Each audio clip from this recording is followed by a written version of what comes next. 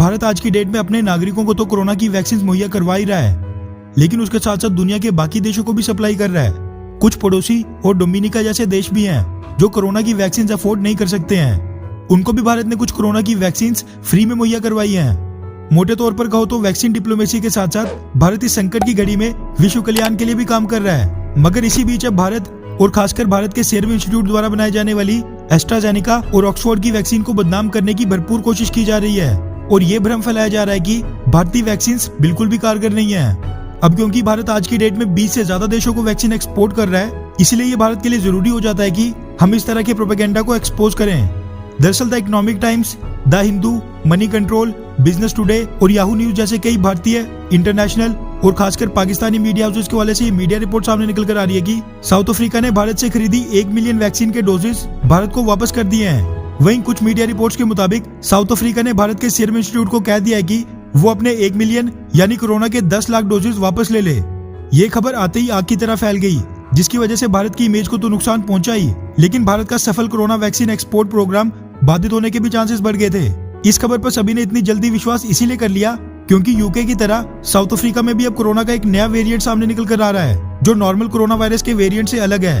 और south African government ने कुछ ही दिन पहले ये ऐलान किया था कि एस्ट्राजेनेका ऑक्सफोर्ड की वैक्सीन नए अफ्रीकन स्ट्रेन पर काम नहीं कर रही है। उसके बाद एस्ट्राजेनेका ने भी एक ऑफिशियल स्टेटमेंट में कहा था कि हमारी वैक्सीन जो भारत के सीरम इंस्टीट्यूट द्वारा भी बनाई जाती है वो कोरोना के साउथ अफ्रीकन वेरिएंट के खिलाफ बिल्कुल लिमिटेड प्रोटेक्शन प्रोवाइड करती है।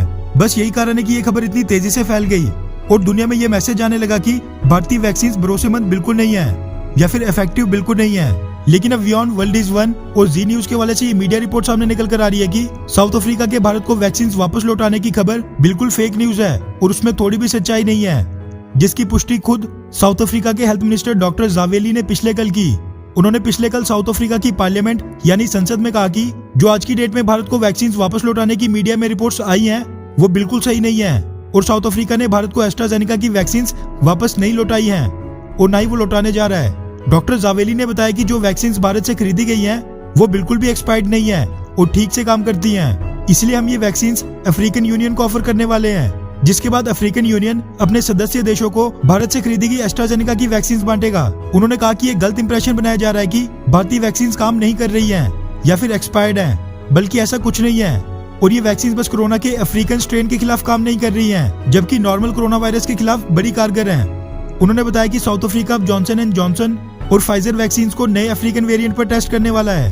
वहीं पाकिस्तानी मीडिया बड़े बढ़ा चढ़ाकर इस प्रोपेगेंडा को फैलाने की कोशिश कर रहा था, जबकि वो खुद ही भारत से यही वैक्सीन बैकडोर से WHO के कोवैक्स चैरिटी प्रोग्राम से ले रहा है। अच्छा सुनो, चैनल को सब्सक्राइब करो, उसके बाद घंटी बजा देना ताकि अगली वीडियो आपसे मिस ना हो पाए।